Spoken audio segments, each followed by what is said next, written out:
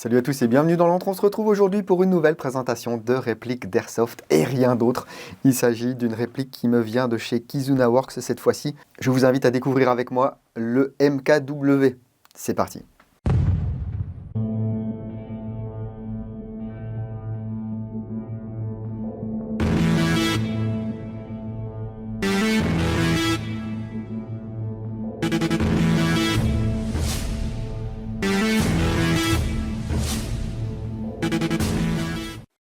Merci beaucoup à Chloé chez Kizuna Works qui m'a contacté pour savoir si j'étais intéressé pour faire une découverte de ce MKW. C'est une réplique de pistolet russe, donc je ne pouvais pas passer à côté. On s'était déjà occupé il y a quelques temps du KW15K, une réplique du PL15K de chez Kalachnikov Concern. J'avais mis quelques réserves concernant ce KW15K. Voyons voir si Kizuna a fait des changements sur le MKW. Mais avant de commencer, j'aimerais également remercier NaturaBuy qui monétise cette vidéo. NaturaBuy, le marketplace de l'outdoor, de la chasse, de la pêche, du tir de loisir et donc par extension de l'airsoft. En créant un compte sur NaturaBuy, vous pouvez accéder aux achats et aux ventes sur des objets neufs et d'occasion chez des vendeurs pros comme chez des particuliers. Et vous pouvez profiter du paiement en plusieurs fois. Des enchères avec une mise à prix d'1 € minimum, des dépôts d'annonces gratuites pour votre matériel neuf ou d'occasion, et puis de la garantie 30 jours, heureux et remboursé si jamais il y a quelque chose qui ne se passe pas très bien avec votre achat. Il y a des dizaines de milliers de références en ce qui concerne l'airsoft, que ce soit au niveau des répliques, des accessoires,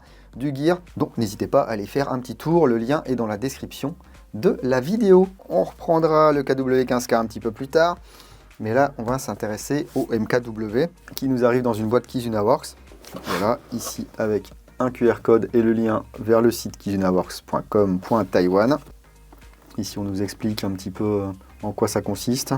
Alors ici c'est écrit que c'est pour 16 ans et plus. Ça ne vous dispense pas en France hein, d'appliquer et de respecter le décret de 1999. Donc nous c'est 18 ans, étant donné que cette réplique développe plus de 0,08 joules. À l'intérieur on a déjà une première couche de mousse, une carte de remerciement,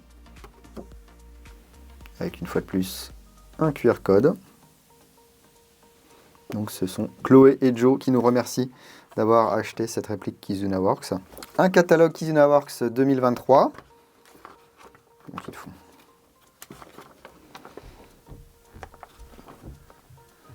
Voilà, donc on vous parle des gens qui ont créé l'entreprise, hein, Joe Chen et Chloé Yang. Ils expliquent pourquoi ils se sont focalisés sur les répliques russes. Voilà, on retrouve les différentes versions.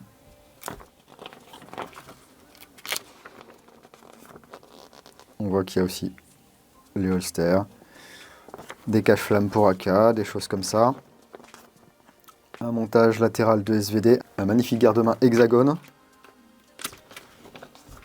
Donc pour AK 74U, AK 105, AK 74. J'adore ça. Des repros de DTK, et on peut mettre des traceurs à l'intérieur. Des repros de TGP. C'est très très sympa. Ensuite, le manuel du MKW. Donc le MKW qui est un PL15 full size, autrement appelé MPL. C'est pistolet modulaire Lebedev. Voilà. Et il y a tout ce qu'il faut savoir pour se servir de cette réplique. Et je peux déjà voir que le bloc hop-up est différent. Et là, on a l'éclaté. Donc si vous avez un souci de casse ou quoi, pour le SAV, c'est très sympa de savoir quelle pièce et quelle nomenclature il vous faut.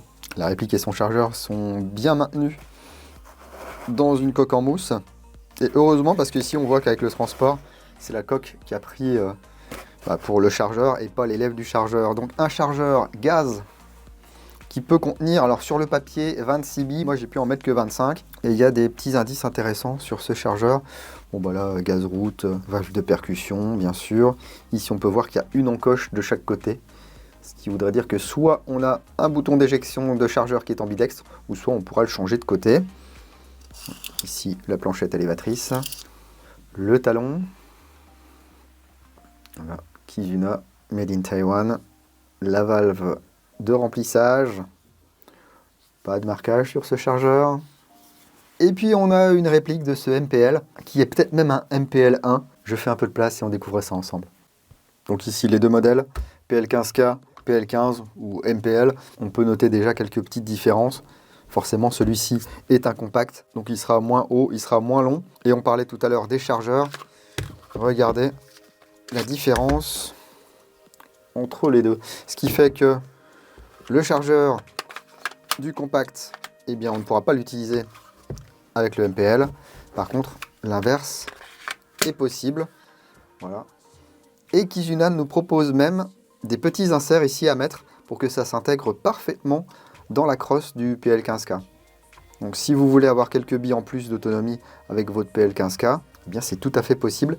Les chargeurs supplémentaires sont aux alentours de 42 €. Le MPL, quant à lui, vous pourrez le trouver aux alentours des 180 € dans les boutiques en Europe. Il existe aussi des versions Asie. Je vous laisse chercher ça sur Internet si ça vous intéresse. C'est une réplique qui fait 200 mm de long pour 750 grammes. La glissière est en alliage d'aluminium. La carcasse est en polymère fibré. On a ici également un grip qui est en plastique, des organes de visée hauts qui sont en plastique. Et à l'intérieur, on verra, il y a un petit peu d'acier et ça, c'est très cool. Ce PL15 ou MPL, je vous le disais, hein, Lebedev Modular Pistol en anglais, c'est un pistolet qui a été développé par Dmitri Lebedev pour Kalachnikov Concern. L'arme a été présentée en 2015 sous le nom de PL14, puis a évolué en PL15. En 2017, le PL15K a été mis à disposition. On a deux grandes versions du MPL, donc le MPL classique avec des organes de visée bas et pas de possibilité de mettre un silencieux, et le MPL 1 avec des organes de visée rehaussés et un canon externe qui va être fileté.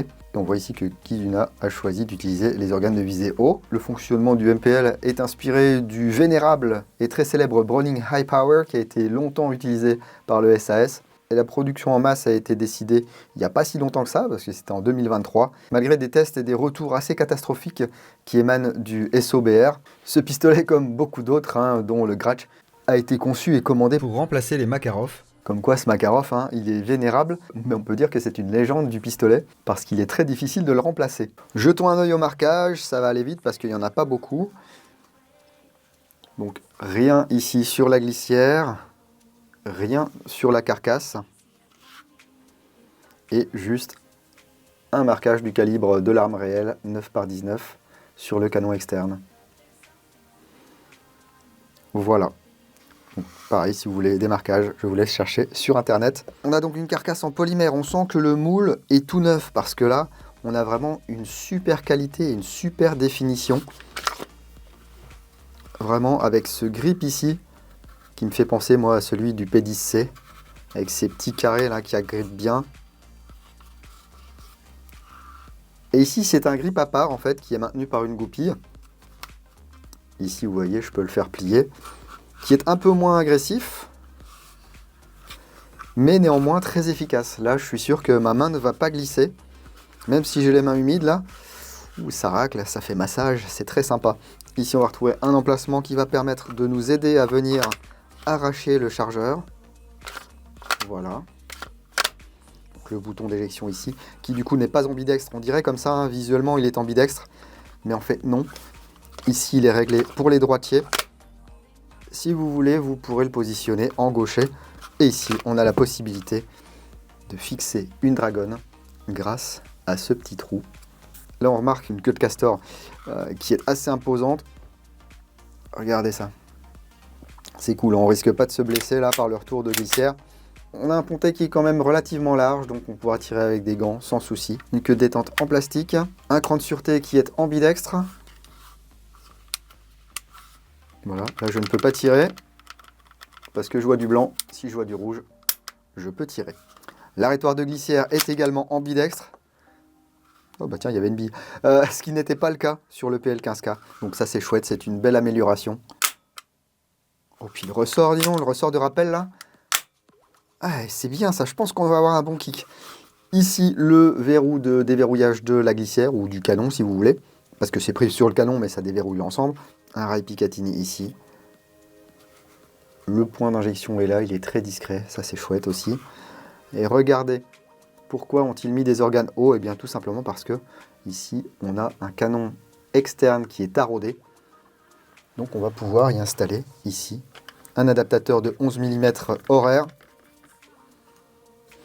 et un traceur ou un modérateur de son. Je trouve dommage que l'adaptateur ne soit pas inclus avec la réplique. Mais en général, quand vous allez acheter un petit traceur, vous aurez l'adaptateur avec. Au niveau de la glissière, on a des stries de préhension à l'avant et à l'arrière. Un faux extracteur ici qui est une pièce à part. Voilà, elle bouge un peu là. À l'arrière, pas de marteau. Ce PL15, c'est un striker. Et ici, les organes de visée, donc rehaussés. Et avec un point blanc. Les organes de visée type combat, bien sûr. Hein. La hausse fixe ici. Voilà. Une bonne prise de visée. On ne peut pas accéder au réglage du hop-up par ici. Il faudra déposer la glissière. On verra ça dans quelques instants. Et alors, oui, ce ressort, il fait claquer la glissière vers l'avant. Voyons voir ça.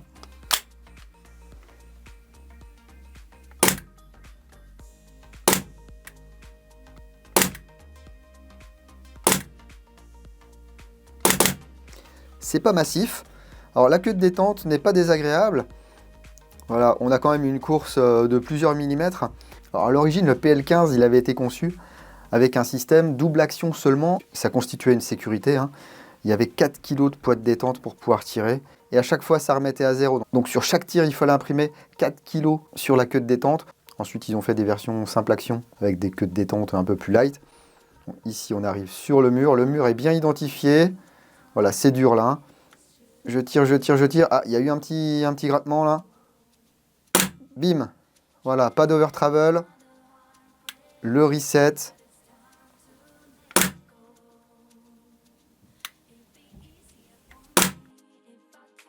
C'est une queue de détente que je trouve très agréable.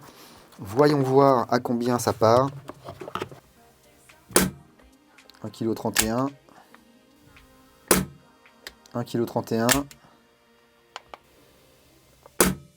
1,31 kg. 1,3 kg, c'est raisonnable, franchement. Il y a de quoi s'amuser. C'est pas trop dur, c'est pas trop mou. Et je vous le disais, on a un mur qui est bien identifié ici. On va pouvoir enchaîner les coups. Voilà, sans souci.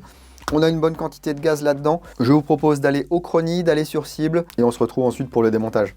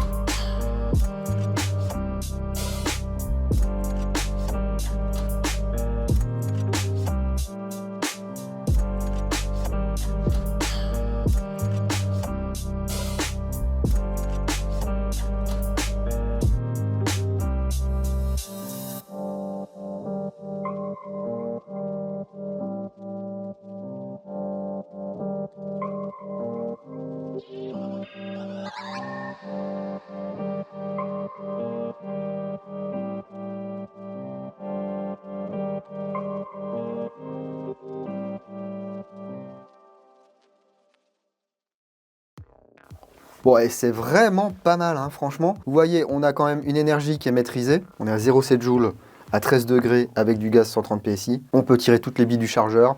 J'ai pu tirer environ 66 billes avec une charge de gaz en tirant une fois toutes les secondes. Ça, c'est quelque chose que vous ne ferez jamais en jeu. Donc on peut peut-être tabler sur une autonomie un petit peu plus haute. Mais bon, comptez 2 chargeurs tranquilles, ensuite remettez du gaz. Le hop-up fait extrêmement bien son travail. On va le voir, hein, ici on a un hop-up TDC, donc Top Down Center, qui permet d'avoir un bon appui sur le joint. Le joint fonctionne bien. Ils ont peut-être pas graissé du coup l'intérieur du joint ici. Sur cible, c'est très sympa, que ce soit à 5 mètres ou à 25 mètres, ou même plus loin. On a de très bonnes trajectoires.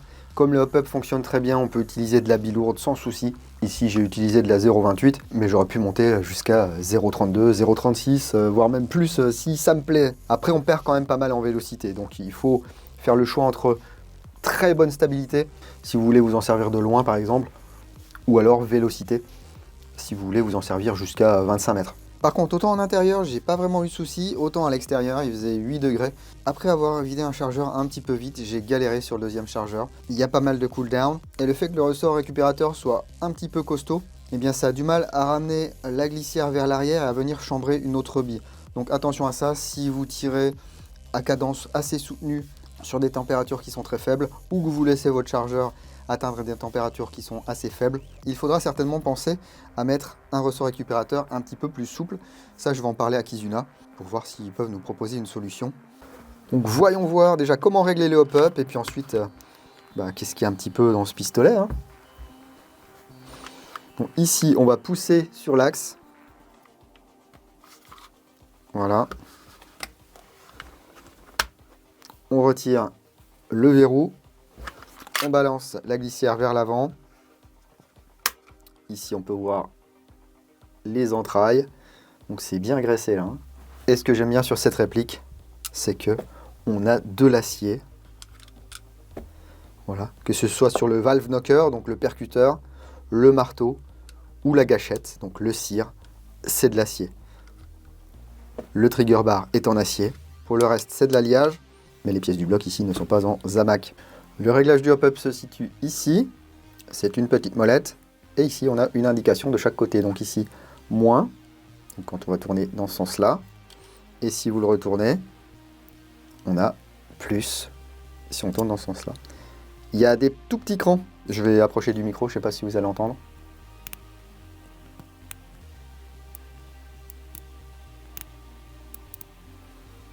Bon, du coup, là, j'ai déréglé mon hop-up. C'est pas le même modèle que sur les PL15K. Et si vous préférez le régler par en dessous, vous avez une empreinte plate ici. Donc, vous pouvez venir avec un tournevis. Et voilà.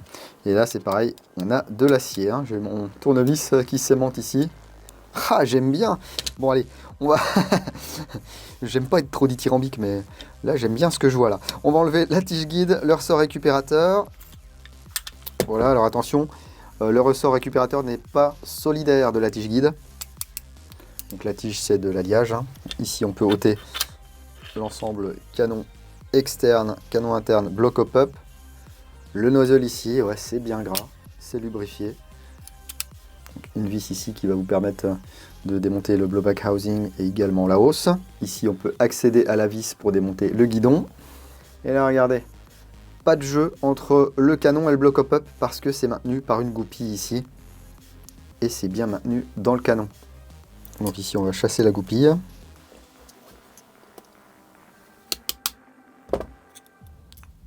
Voilà, c'est une goupille molletée, donc faites bien attention lorsque vous la chassez. Il faut que le molletage, ce soit la partie qui sorte en premier.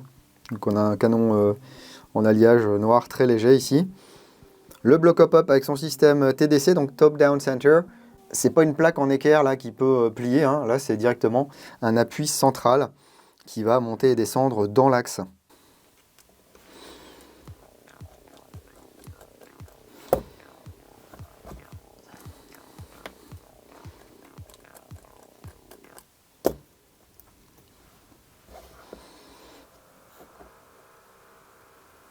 Voilà, jetons un œil sur le système. Vous voyez ici, ça va influer sur la hauteur et donc sur l'appui. Ici, il y a le petit ressort. Ne le perdez pas et n'oubliez pas de le remonter. C'est lui qui vous fait les clics. Alors, il n'est pas indispensable, mais sinon, en fait, vous aurez un bloc sans clic. Ça, c'est vous qui voyez, hein. Mais regardez, il y a tellement peu d'espace ici entre les petites dents de la molette de réglage que vous pouvez le laisser. Vous avez vraiment un hop-up qui se règle aux petits oignons. Donc, ici, on enlève ça. Ah, il y a quand même pas mal de gras, hein. On va pouvoir ôter l'appui ici, hop, par l'avant. Allez, en plus, il est relativement large. On va passer un coup de chiffon. Il y a du gras sur l'extérieur, là. Hop, c'est un joint type VSR10 qui est très souple. Donc ça, c'est bien. C'est un des secrets, je pense, des bonnes performances comme ça en sortie de boîte. C'est pas un bourrelet allongé ni rien du tout, hein, mais le joint est très souple. Et là, le canon qui est hyper léger. Je sais pas ce que c'est comme alliage, hein. Mais du coup, il y a un revêtement à l'intérieur et à l'extérieur.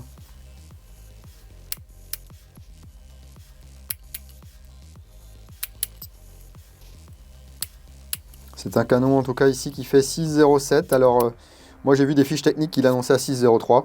Voilà, donc on a une conception que certains appelleront propriétaire. Je rappelle qu'à part tout ce qui est copié, de base tout est propriétaire. Mais ils ont bien revu leur copie par rapport au PL15K. Donc moi j'aime bien. Je vous propose un petit peu de musique pendant que je remonte ça.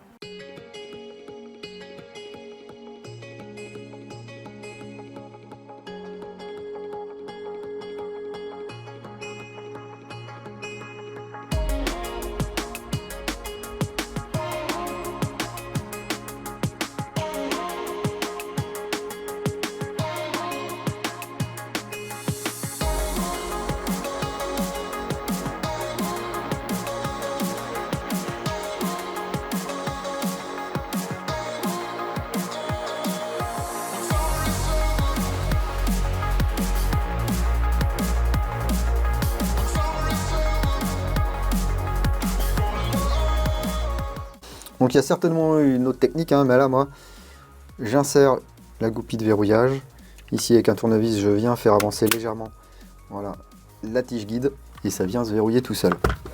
Et bien écoutez, c'est une excellente surprise ce MPL, enfin pardon, ce MKW de chez Kizuna Works. Enfin une réplique de PA russe qui fonctionne bien en sortie de boîte, avec des contrôles ambidextres, une queue de détente sympathique, un bon kick, des bonnes performances, une bonne capacité en bille, la possibilité de monter des lampes et des lasers sur le rail inférieur, de monter un adaptateur ici sur le canon qui est taraudé, les organes de Viseo, comme ça si vous mettez un silencieux, eh bien, vous ne serez pas embêté. Je me suis bien amusé avec ce MKW. Je pense racheter un chargeur supplémentaire et puis l'amener sur le terrain. Ça changera des Glock et autres 1911. Et puis il y a quand même pas mal de joueurs russophiles qui ne savent pas trop avec quoi jouer. J'en vois beaucoup moi encore avec des Makarov. Ah oui, parce qu'il y a beaucoup de modèles de Makarov qui sont quand même relativement fiables en airsoft. Il est temps de passer à quelque chose d'un petit peu plus moderne. Certes, on peut utiliser du Glock. Mais ici avec ce MPL, voire même ce MPL1 que nous propose Kizuna Works, eh bien je trouve qu'on a vraiment quelque chose de très intéressant. Pour 180 €, c'est pas un prix qui est faramineux. 42 € pour les chargeurs supplémentaires, je trouve ça un poil cher. Mais bon, ce sont malheureusement les prix qu'on constate désormais sur tous les chargeurs de ce type. Personnellement, j'amène rarement plus d'un chargeur supplémentaire, donc ça ferait une addition à 222 €. C'est pas encore trop déconnant pour une réplique qui est bien finie avec un interne en acier et un bon joint de hop-up d'origine. Voilà, mais ça c'est ce que j'en pense. Vous ne pensez peut-être pas la même chose. Eh bien dites-le moi dans les commentaires de la vidéo. Est-ce que vous avez déjà craqué pour ce MPL de chez Kizuna Works qui s'appelle le MK4W? Est-ce que vous en êtes content? Est-ce que vous n'en êtes pas content? Vous avez le droit de me parler du PL15K aussi, du KW15K. Exprimez-vous, les commentaires sont là pour ça. Et puis si cette vidéo vous a plu, n'hésitez pas à mettre le petit pouce qui va bien, ça fait toujours plaisir. Et si ça ne vous a pas plu, le petit pouce vers le bas, c'est pas grave. Ce qui est important, ce sont les interactions. Et une des interactions à faire ici, c'est s'abonner à la chaîne si ce n'est pas encore fait. Ça vous permet d'en louper le moins possible. Même si parfois la petite cloche, là, les petites notifications, ça ne fonctionne pas. Vous pouvez encore me suivre sur Facebook et sur Instagram. Je suis en train de réfléchir à d'autres moyens de vous tenir informé. Il y a Tipeee pour vous tenir informé, mais bon, c'est pas gratuit. Vous pouvez contribuer à hauteur d'1 € par mois si vous voulez. C'est pas non plus... c'est pas la mort. Et merci d'ailleurs à tous les tipeurs du mois de mars. On est déjà au mois de mars, les gars. Et puis merci également à tous ceux qui soutiennent l'antre via les liens qui sont dans la description et dans le premier commentaire. Les liens vers les boutiques affiliés, les codes promo, Tipeee, j'en passe et des meilleurs. Merci beaucoup pour votre soutien sur les réseaux. Ça fait plaisir parce que on y passe quand même des dizaines, des centaines, des milliers d'heures sur ces vidéos. C'est sympa d'avoir un retour souvent positif. Je suis content que ça vous plaise. Moi, je suis toujours pas là pour vous vendre des choses, mais pour vous les présenter. Donc j'essaie, je l'espère, d'être le plus neutre possible. Et puis merci à tous les pros qui me soutiennent également, dont Kizuna Works ici, que je remercie de m'avoir envoyé cet exemplaire à titre gracieux afin que je puisse le découvrir le tester et vous le présenter. Et puis quand c'est une bonne surprise comme ça, eh bien je suis d'autant plus content. La seule inconnue qu'on a pour l'instant, c'est comment ça va se comporter sur le moyen et le long terme. Mais moi je vais continuer à jouer un petit peu avec. Allez, prenez soin de vous, si vous allez en jeu, n'oubliez pas, jouez sérieusement mais sans vous prendre au sérieux. Et moi je vous dis à bientôt dans l'Entre du Dingo. Bise.